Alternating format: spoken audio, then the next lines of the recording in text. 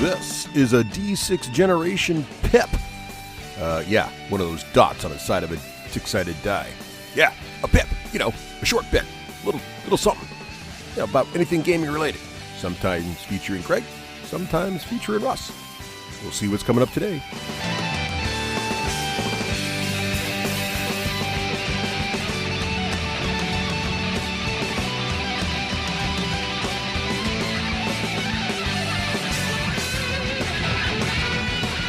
Hey, welcome back to another Pip, Craig. Pip time. Pip, cheerio. It's Pip in the great month of August. We are here in our lovely, entering the best time of the year for New England, in my humble opinion. Yeah, I like Which it. is the wonderful autumn. Yes. Now, today we're in our mobile recording studio Mark II. Mark II. Also known as a Dodge Charger. Yes. And because my Jeep is in the shop. Yep. Which means there might be a little bit of background noise here. The air conditioning unit's a little louder in this vehicle. Yes, it's still warm but enough. It's necessary. But we're getting excited about autumn. The leaves are going to start turning colors soon. Absolutely the best time of year to be. Nice, crisp. People come from all over the world, Craig, all over the world to see our leaves. Absolutely. We call them, for those of you who don't know, leaf peepers. Indeed, the leaf peepers. And the leaf peepers will be entering New Hampshire in about a month. I saw a red leaf yesterday looking out. I mean, my backyard looks like a jungle right now. Yeah. And one leaf poking out of the canopy was red. Just one red leaf. One just by itself. I was a little bitter. Right. As a teacher, Probably it's a bittersweet. It's a bittersweet time period. It is. Well, yeah, because you got to go back to school. Yeah.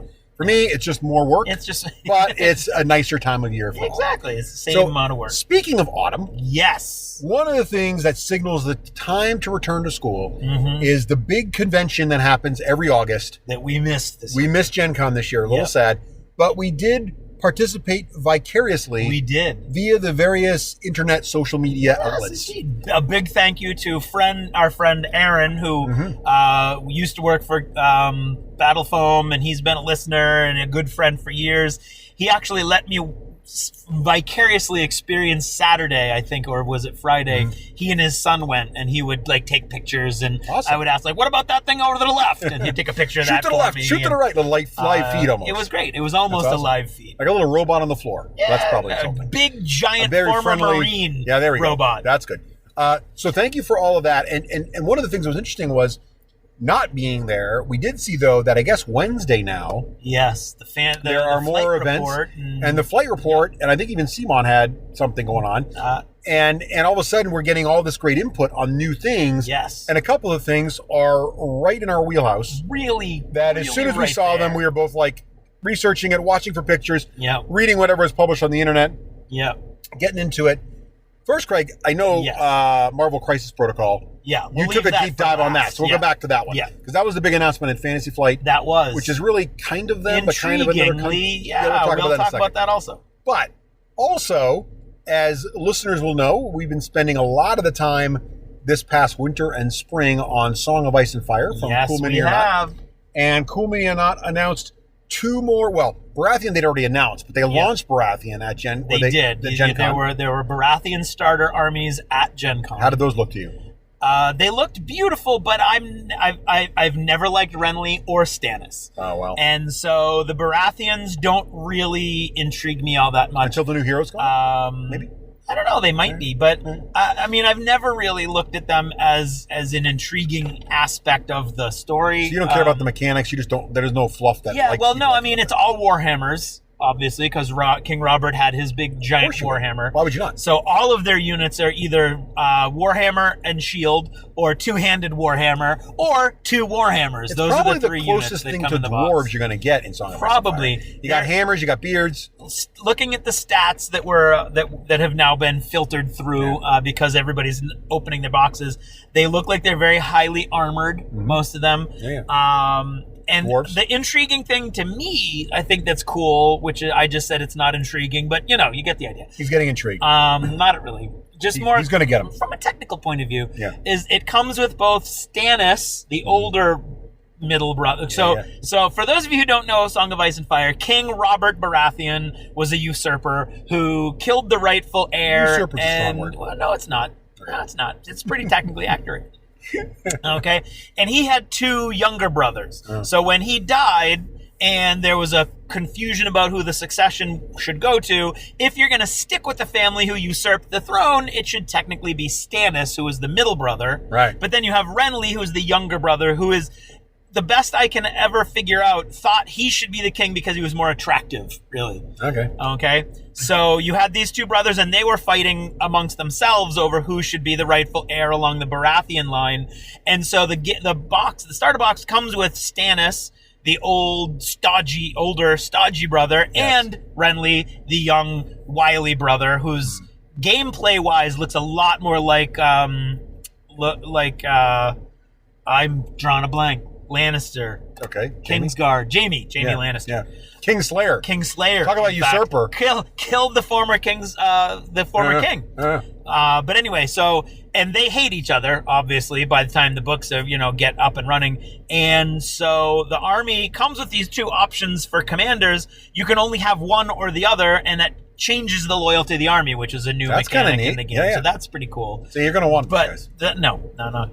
What I might want to get them. No, because I think it was announced earlier before GenCon, but what came out way more pictures. You can't buy this next army. You can't buy this yet. No, you can't buy this next. I've already got dibs on it. You don't get dibs on it. I've got dibs. You can have the Baratheons. No. Okay? No. The Targaryens, yes. which interestingly enough, the Targaryens, the only army in the game that doesn't have any actual Targaryens fighting, because there's only one Targaryen left. Yet. And she's an NCU. Right. So Khaleesi is an NCU. That makes total sense. You have Khal Drogo as one of the commanders. You have an option. Aquaman. Yeah, exactly. Also known as. And it's fully cavalry. It's all cavalry. Yes. Yeah. So you have a standard troop, and the cavalry units all come with 4 guys per tray, as all the other armies that have some cavalry, but their army is all cavalry. So it's all, what are they called? I just said it in the restaurant. Cavalry? They're all Dothraki. Dothraki, exactly. Yes. So you have Khal Drogo, you have a... So it's like your beginning force. Exactly. And then you know they're going to add the Unsullied. You know the Unsullied are going to go in there. And then we're going to be dragons. There's going to be dragons. They've actually announced that there will be dragons. Of course there will be dragons. Of course there will be. Because everybody's going to buy them and their cousin. If they make good models, you're going to buy them for other games too. Exactly. And they're going to sell dragons like hotcakes. Yep, the dragons are coming. Which is why this is my army and you may not buy it. Yeah, well, that... thankfully is not an enforceable law. I think that's a rule. So I'm super excited. Obviously, I'm excited about that. Yeah. Craig's really going to go for the Baratheons, and that's excellent. So we're really excited about that. It's great to see Song of Ice and Fire. What are they up to for factions now, Craig? They're up to, right now, that would be 6, technically 7, if you want to look at the mercenaries, which still get a little dribble of new units every now and then. Yeah. And the rumor is that they're going to get more units because, of course... Khaleesi's army includes a bunch of mercenaries in it, so they'll probably include like the Second Sons. But what's also super neat is each army comes with new scenarios, new terrain. Yeah. So the overall game just gets more variety, more interesting thing in it. To this, I will still say, of any game out there, the starters are the best starters. Best value in miniature gaming, period. They come with the cool dice. They come with everything you need from the starter box. Yep. In the new starter army. So you have everything you need to play the game right out of the box. So I just think it's an awesome model. I think, speaking of model, the models are gorgeous. Yeah, they are. The Dothraki horsemen are gorgeous. Yeah. The Baratheon soldiers with all their hammers are gorgeous. They have little antlers. There is one unit called the Stags, the Men of the Stag, or something. As I call them, Antler Guys. Antler Guys, yeah, indeed. Yeah. So they look gorgeous as well. So 10-point models, get it? What's 10 that? point. 10 point. point. See what I did there? Yeah, I saw that. Yeah. You'd actually have to come from a place where people hunt deer to get that. No, they get it. They're with me. It's global. It's global. It's global. Yeah. So that was the big news. I mean, and like I said, like Russ said, this is the news that kind of caught our eye. I'm sure there was a lot of other news at GenCon, but these are the things so we were that all over caught that. us. And we're primarily, obviously we still play tons of board games, but miniature games are always, a deep, close to our heart. Indeed. Speaking of miniature games close to our heart. Yes. So then the other game, I think I saw this first because I happened to be on Twitter. I saw the announcement from Fantasy Flight.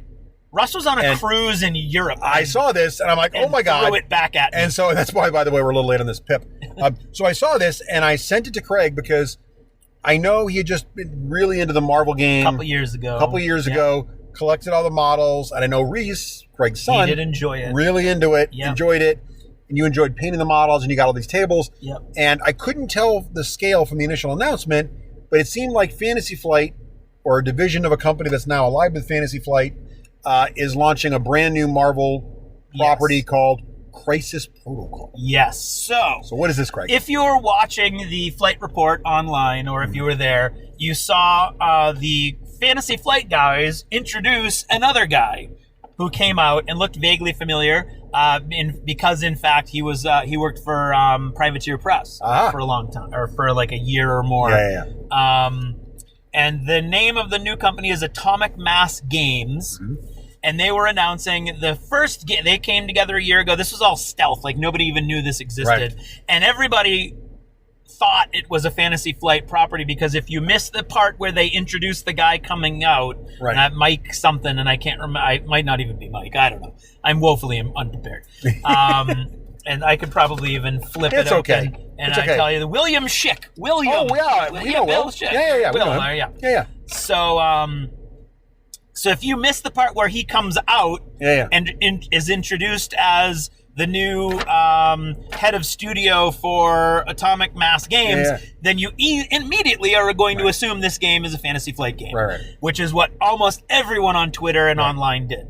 Turns out later on you'd find out that it is actually another property owned or partially owned by Asmodee. So is it distributed by Asmodee or just owned by Asmodee? I don't even know exactly what the track is. So they just leveraged their flight report, knowing there's lots of miniature gamers because of Star Wars and other Fantasy Flight miniature games. It might be that. And they kind of dovetailed it onto that. Yeah, I think it's mainly Asmodee like going in going, hey, make some room for these guys. It was smart because it was FFG's Twitter feed that I saw this on. Because I don't follow these guys, Atomic Games, but I do follow Fantasy Flight, so it was really smart to do that. Yep.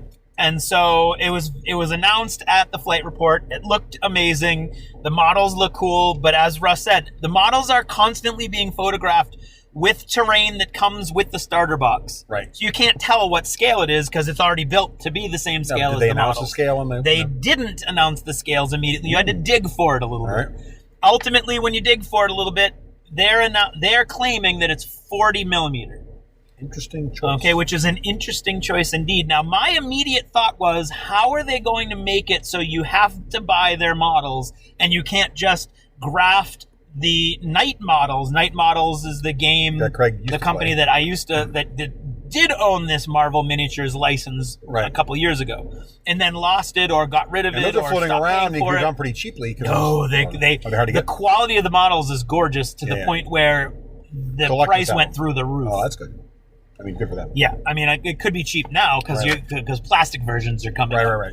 But before this announcement, they were they're very doing plastics. expensive. And for listeners who aren't hardcore miniature gamers, yes, what does 40 millimeters look like? What are we talking for size? 40 millimeter is actually exactly the same size as O-scale model railroad stuff. So that bigger model railroad scale. So they're about twice as tall as a typical Warhammer 40,000 model. No, they're like head and shoulders maybe above. So a third is big. So yeah, a little bit. Yeah, about that maybe. Something like that. Well, that's what you would expect. Yes. From 40 mil. We don't really know because everybody in the industry, there's no yes, you measure from here to here, and that's where you get. It's all very fuzzy. Some people are like, you include the base. Some people are, you don't include the base, but you only measure to the eyeballs. Some people are, you measure from the bottom of the base. And then you have a heroic scale where the heads are out of portion of the body. Exactly. So it's not as simple as. So my initial fear was that I have all this terrain that wouldn't be useful. Because these guys are going to be bigger, and they're. I remember you saying that. You were very bummed. I was really bummed out about the scale when I first heard this. In fact, I tweeted out that my main hesitation about the game was the scale, and Atomic Mass Games immediately responded to me and said, "Oh, but that's O-scale, so any model railroad O-scale buildings would work perfectly." That's cool. Which is great. They're watching the Twitter feeds. At the same time, that's awesome for new adopters. Not so awesome for people who have been long-term gamers who have rooms full of terrain that would love to just drop these models right in there. But a little bit more back. But you already have O-scale from the other stuff. I do have O-scale. I've got all kinds of scales, so I'm pretty good. Great. I've got it all, man. I got nervous. You just tell me I'm fine. Well, no, their response of O-scale being perfect for their game. I was like, wait a minute, that only helps people like Me, who have a bunch of O's. Oh, good. I look good. Right. So I'm kind of excited now. But so my question from earlier, like how are they going to make it so you can't just use your old models? Right. One, the scale is going to be different. Two, when you buy them, this is where it starts to look like there's a lot of Fantasy Flight DNA in this game. So when you buy, first of all, they're called expansions. That's how you get the new models. Got it. They come with stat cards. So the stat cards are going to be unique. So you can't get the cards separately. You can't get the cards separately, right? Also, you get several what are called crisis cards. Well, the crisis cards are like your missions. Got it. You get so it's those kind of like in Song the of Ice box. and Fire too. You're getting when you buy the models, you're getting more. Yep. Well, it's actually way more like X-Wing and Legion because you're also getting upgrade cards, right? Because when you come, so a little bit about the game. So it's the Marvel. So wait, before we go any farther, yes. Are you gonna? So are they? What are they doing? Like in the Star Wars stuff, right? There's different versions of some of the heroes. Yes. Which give you different cards again. So if you want, like, you might buy 2 different Luke Skywalkers or something. To get both different cards. Are they going that route? Like, different suited Spider-Man or different different versions of I don't think there's going to be periods of heroes? I don't think you have to. Yeah. But they've already got, like, they have Spider-Man Peter Parker. Yeah. And they have Spider-Man Miles Morales. Oh, perfect. Cool. So they've already got, and they have Ghost Into the Spider. Yeah. So there's already 2 characters from Into the Spider-Verse. Not yet. But who knows? Well, the sky's the limit. Okay, good. So basics. Yeah. Before you go farther, no. Did they announce they are limited in any way to a particular flavor? Like, is it the MCU? Is it not the MCU? It is not the MCU. Is it the comics, though, so they can go anywhere in Marvel? It's the comics. Is it just Avengers? Is it pretty much any Marvel hero? What do we know? Well, okay. What we know so far is the starter box costs $100. Okay. Comes with 10 heroes and quite a bit of terrain. 10 heroes. Are they all Avengers? They are not all Avengers. Okay, I'll go over it in a second. Okay. So you have good guys and bad guys in the game. Okay. But you are not limited in your team to good guys or bad guys. Oh. There are benefits if you keep guys in their traditional teams. But even those benefits are like, I could. That's but in the comics, they all work with each other every once in a while. That's the argument. Special cases. The argument is even the worst villain is going to team up with heroes occasionally. Professor X. We've seen it happen. Exactly. Yeah, we know. So what do they have off the bat? They've got mainly guys from the MCU because that's going to be where most people are going to be familiar with the characters, right? So you've got Captain America, Spider-Man, Black Widow, Captain Marvel, and one other Black Panther? hero that Iron Man. Iron Man, okay. Yeah. And on the bad guy side, you have Red Skull, and you have Doc Ock. Yeah, so all the guys counters to the heroes. Kind of counters to the heroes. Who is Captain Marvel's counter? I don't know. It's Baron something. I want to say Fell, but that's Star Wars. And then there's a few that I wasn't familiar with. No Thor, no Loki, though. A little sad. No Thor, no Loki. Yet. There will be Thor and Loki. Okay. The models look gorgeous. Awesome. Does he have the giant horns like in the movie? He has sort of like more realistic kind of horns that you would want to wear in a battle. because in the comic, they don't always have the giant ones. Yeah, no. Plus, you got a model of the thing in plastic. So those are the guys you have in the starter box. Yeah, okay. And the basic structure of the game is you're going to come to a game and it's supposedly built so that you can do competitive. Right. You're going to come with a roster of 10 models and a certain number of mission cards and a certain number of event card, ability cards. And what happens then is each of you roll for priority. Whoever has priority, you're going to pick one of your. You come with 3. There's 2 different kinds of mission cards. There's secure mission cards, and there's take and retrieve mission cards. Oh, right. One of them is there's a location on the table. You need to hold that. Right. One of them is you need to get this object and carry it with you. So take and hold or grab and go. Exactly. And there's going to be one of each in every game. Got it. So if you have priority, Russ is going to take his 3 cards. He's going to draw 2 randomly and pick which one of those he wants to do. He's going to put that out there. Then the other player, say me, I am going to have to go with the other type of card. So if he picks a secure and hold, I'm going to pick a grab and go. Right. And so you're going to then have 2. Each one of those is going to have a maximum point value on it. The player with priority gets to choose which of those 2 point values the game is going to be based on. Got it. The starter box comes with 17 points of good guys and 17 points of bad guys. But like I said, you don't have to have all good guys or all bad guys. So you're going to have a roster of 10. And then at that point where you have a point value, you're going to choose from your roster of 10 which models you want to bring with you for that selected mission to that selected point value. Okay. And so it can be good guys, it can be bad guys, it can be a mix of any. But there are some synergies depending on traditional. What do you think? Do they give you any hints in the type of the size of the force? You could talk one model, four models. It looks like Ultron is another bad guy. Ooh, nice. So that's Iron Man's bad guy. Yeah. He looks awesome. So it looks to be like right now the most powerful model that they have announced is Hulk. Yeah. He's 6 points, and the lowest level is I think 3. Do they have any henchmen, or are you always fighting superheroes? Right now, it's just superheroes. Okay. But what they've announced is there's going to be more modes down the road. Later on this year, they're going to they call it a raid mode. Yeah. And in a raid mode, you have 2 players playing bands of heroes or villains, and 1 player playing one massive major boss. Okay. So that's where I think you're going to have all kinds of cool abilities like to go Galactus against or something Thanos crazy. or Yeah, something like that. Yeah. And they've also announced that all it takes is a card shift, right? Yeah. So in the starter box, Ultron is only power level 4, which makes him equal in point value to most of the other heroes, which of course towards the end of the movie Age of Ultron, he was like kicking everybody's butts. Right. So you could have that level of Ultron later on by just a card versions. upgrade. There could be different versions later That's on. cool. So that's cool. And so the basics of the game, where again, to go back to DNA, very much again Fantasy Flight, because movement is basically the Star Wars Legion template of the little tool. Little bendy templates. The little bendy tool. They love those. They love those tools. Yeah, I still feel like the tape measure is still winning. I do as well. It still seems gimmicky to me. They're cute, but in the end... but at the same time, it does what it does allow is climbing and flying. Right. Is done by shifting the size of the movement tool. Interesting. Okay. A little bit, and that also allows you what height you can go up and things like that. How do you know if you're flying? Are there like little flight stands or anything? Or? No. It's just whether it's kind of like jump packs in 40K. So it's like what you can. It's abstracted. Okay. You're not actually flying. So you're not like in the air. Right. You're correct. Just jumping over you can jump over stuff. All right. That's cool. And the ranges are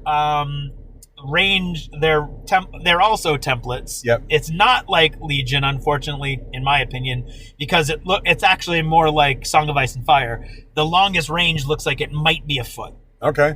So you got to be like close repulsor beams are really not going that far. Hawkeye's going to have some work to do. Yeah, exactly. And now I haven't seen any Hawkeye miniatures, oddly enough.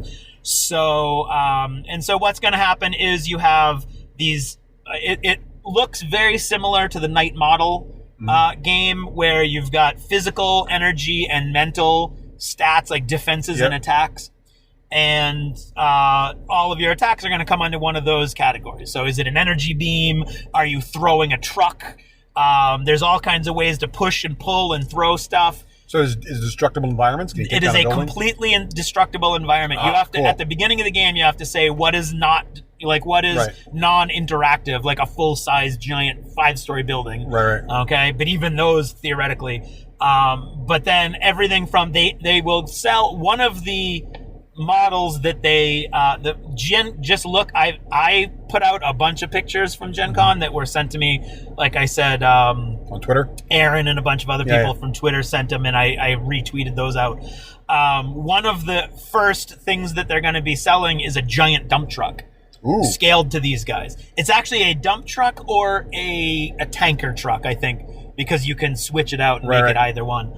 And Hulk is theoretically going to be able to pick that up and throw it. Oh, wow. So that's cool. That's cool. Now, interestingly enough, throwing things is not a universal rule. It's an ability that some people have and some people don't, which makes perfect sense. So that means you don't Hawkeye is not going to be chucking around a garbage truck. I like that, too. You don't have to have rules for throwing. Exactly. It's right there on your card. Everybody's got abilities, and the abilities just describe what happens. Exactly. I like that a lot. Yep. So each character's going to have a card you're going to have down in front of you that's going to give you all the basic... all their stats and This is what makes abilities. them unique and powerful. Yep. And there sounds like there's going to be different variants on the characters. Could be later on down the road. Yep. So let me ask you this. Yes. What sounds cool. What excites you about it? Like, are you like super pumped? Are you like, at least it's something I can play with Reese? Like, where are you on this emotional journey? I was super excited when it first came out.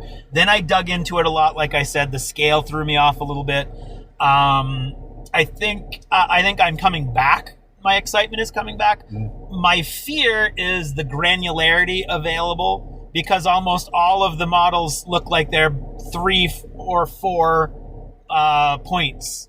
Right. And I don't know how, like, Iron Man, like, I don't think any of the characters that we've seen so far look really super powerful. Okay, they all look roughly, like, I think they might have been vanillafied a little bit, which is... so do you think Spider-Man's going to feel like Spider-Man? That's my fear. I don't know for sure, because I have the rule book. They made the rules available they made the announcement at GenCon that on their website, they launched without a website, which is a little unfortunate. That's interesting.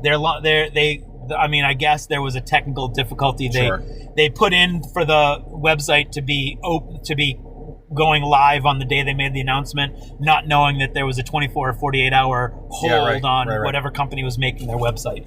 So the website became live during GenCon, and the rule book is in it. I hold the rule book, right? I color printed. He's got it. Looks great. Yeah. Okay, it's got all kinds of cool pictures. Okay. It's got, see, there's the range ruler right there. You really get a double-sided print. You got a couple cards. Oh, yeah. Okay. In the starter box, you have a Daily Bugle. How's the terrain look? It looks pretty neat. In the starter box, you've got a Daily Bugle stand that looks pretty big. It's big enough for everybody to hide behind, things like that. You have 2 cars. Yep. You have 2 dumpsters that are the size of cars, so more stuff to hide behind. And then you have 2 street lamps and 2 light street lights, red, yellow, green, whatever. Stoplights. Yeah, stoplights. Traffic lights. With walk, no walk, signal. Crosswalk lights. Pedestrian lights. Really looking cool. Okay. Yep. And then at launch, they're going to have, so the starter box, they're also launching with Hulk, which looks awesome and huge. These are all hard plastic miniatures. So they're not going to... So the terrain is plastic, the models are plastic. Everything is hard Everything's plastic. And we don't know who's making, it could be Fantasy Flight's factory. It could be somebody else. It could be. They look beautiful, but we don't know for sure. So it's all hard plastic. At launch, you've got the starter for 100. Then you have the Hulk.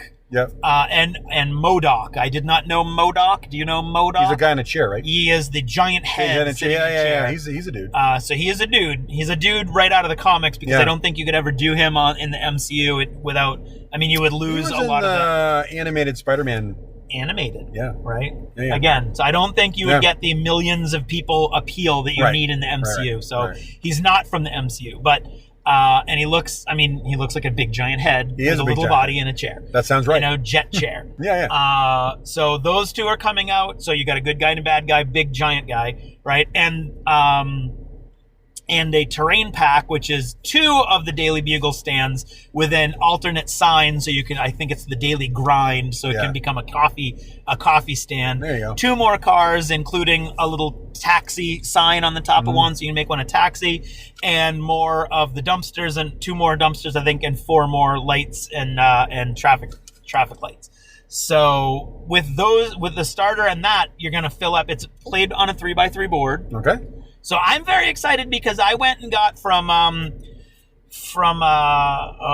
can't remember. This is a shame. I got a lot of really awesome terrain. Remember the terrain I used for the Walking Dead game? Yes. So all you need is, you just need the hero models. I do. But you get terrain when you buy the starter. Exactly. And you'll paint that up too. Yeah.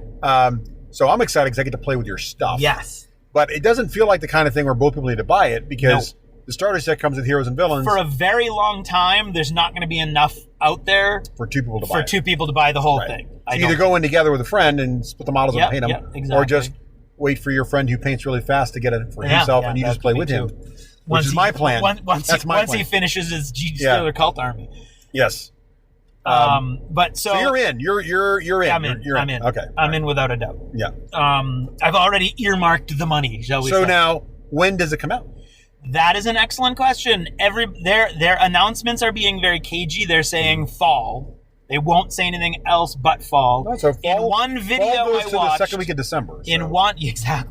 in one video I watched, the videographer, the YouTuber, was like, I've heard Q3. And the guy doing the demo was clearly an Atomic Mass Games guy who was like, no, Q4. Q3 barely ends in fall. Yeah, because October's Q4. Yeah. So if they're saying fall, what they really mean is Q4. Exactly. Before the end of the year. The European, they're already online for pre-orders. Yeah. The European pre-orders are all saying October. Okay. The American retailers are saying November, December. Okay. And I did see one blog post that said somebody heard that it might be pushed to 2020, which would stink. Because I'm sure they want to launch it as soon as they can, but there's manufacturing and there's all kinds of China and all the things that we. What I'm super happy about is that it's not a Kickstarter. But they put the rules up, so they got to be confident in the rules because they know gamers are going to nitpick through that and try to attack it. So they're confident in the rules. Yep. They've got their models all sculpted. Yep. They had some beautiful. Did they have prototypes tables. at Gen Con? They had Russ. They had these gorgeous models at Gen Con. Yep. Both for demo tables. They had three demo tables. One was a subway station, which was crazy gorgeous. Yeah. One was a park, which was sort of pedestrian. See what I did there? I see what but you at did the same time, the detail was awesome. It had a quarter of a basketball court. It had all kinds of cool stuff. It had a subway station, which actually probably was the subway station that the underneath subway station was. That's cool. And then they had this awesome table, which the concept for it was great. It was it was building tops. Okay, so rooftops. It was a rooftop battle in a city. And then if you just fall, you're falling. I don't know if there's I can't remember if there's rules for leaping and jumping. I don't remember unless you fly, right? So those were there, and there were models on all of those, but they had display cases with all of the upcoming releases through most of probably 2020, I would have to guess, because they're saying every month is going to have more releases. But they had the Guardians of the Galaxy were on there. Oh, nice. Black Panther and Shuri and Okoye were on there. Nice. I want grunts. Hela and Loki were on there. Oh, that's awesome. Okay. Yeah, well, like I said, I feel like there's a lot of really powerful models coming out, and yet at the same time, they don't feel, at least the cards that I've seen didn't feel super powerful. Venom has a gorgeous model coming out. Right. And it's interesting. So most of the really big models come one model to a box for $35, it looks like, for that one model with all the cards, which is how they're going to make that work, because they have to. You have to remember, it's easy to be like, that's super expensive. This is a smaller company with probably Asmodee money behind it, but it's also paying for a Marvel license and everything else, and hard plastic. So all of that is going to add to the price. So $35 for Hulk or MODOK. Venom might be at the same scale. And then most of the other models are 2 models to a box. Yep. So, for instance, Killmonger and Black Panther are in a box. So that's a good guy and a bad guy, right? Yep. But then you have Groot and Rocket. They're in a box. So that's 2 good guys in a box. Yep. So it looks like there's an interesting sort of asymmetrical pattern going on with the boxes. And then, oddly enough, Star-Lord isn't larger than life, but he's all by himself in a box for a lot of money. But that's because you need him. Well, you need him. He's Star-Lord. It kind of reminds me of people used to accuse GW of pricing the really effective models you need more. Right. Yeah. They're kind of like doing that, but it's more a collectability thing. Yeah. The popular characters. Exactly. Cap's in the starter, but you can almost imagine Cap or Iron Man. Yes, he is in the starter. Yeah, you can always imagine. So Thor's not. The cool thing is they got some good guys in the starter. Yeah. What you asked earlier, and I didn't answer until now, is there are no X-Men. So that's interesting. I don't know whether that's from licensing or because it could very well be. Actually, I can guarantee you. Well, no, because that would be the movies. See, I don't know. It could well be that they were still putting together that, or maybe that's going to be their big the raid. Well, the raid mode. Probably depends how they licensed it. If it's going through Disney, right? Disney's still getting the X-Men. And of course, Fantasy Flight and Asmodee through Fantasy Flight have that relationship. So it's probably the Disney relationship, which means A, it's expensive, but B, we know Disney is still. I think they have X-Men now because of Fox. They do now. That's not fully mature. That's what I was thinking. Yeah, so this has been going on for years. They may have had to wait on that. Yeah. Exactly. So I would hope I think they've said that they have access to everything in the comics now. So hopefully you'll see the X-Men down the road, not too far away. But right now, the display case was full of other models that are gorgeous and crazy and cool looking. So you're in. I can't wait. I'll play with you. Just let me know. Multiverse terrain is where I got the really cool. I painted it up to look like the waterfront. Yeah. So I think I did 4, because the Walking Dead was 2 square feet. Right. So I did 4 tiles. I just need to do 5 more to get a 3x3. And I've got all kinds of extra, like I've got that cool pedestrian bridge. How appropriate that multiverse terrain is being used. Right? Indeed. We got 2 multiverse. That's what happened. I bought it for the Marvel game, and then the Marvel game died before I could finish it, and I got all frustrated. It's in the attic. Now I can start putting it together. So, dear Multiverse, start advertising because you're going to sell. Yeah, indeed. All right. Well, Craig, thank you for the update on this. I'm super excited about it. So even though we didn't get to go to GenCon, thank you to all of our listeners who tweeted a bunch stuff of people and sent us information. Was really nice. It was fun to live vicariously through all of you. It was. We were sad to not be there this year. We was. But we was. But it was exciting to see all the action-packed adventure. Yeah. As for upcoming cons, I am planning to be at PAX Unplugged. So if anybody of you guys out there going to be at PAX Unplugged, let me know. We can say hi, play a game, do something silly thing. Yeah. Cool. Well, Craig, thanks again for all the stuff on Crisis Protocol. I'm excited about Song of Ice and Fire. I'm looking forward to playing more of that. But this sounds really cool. It does.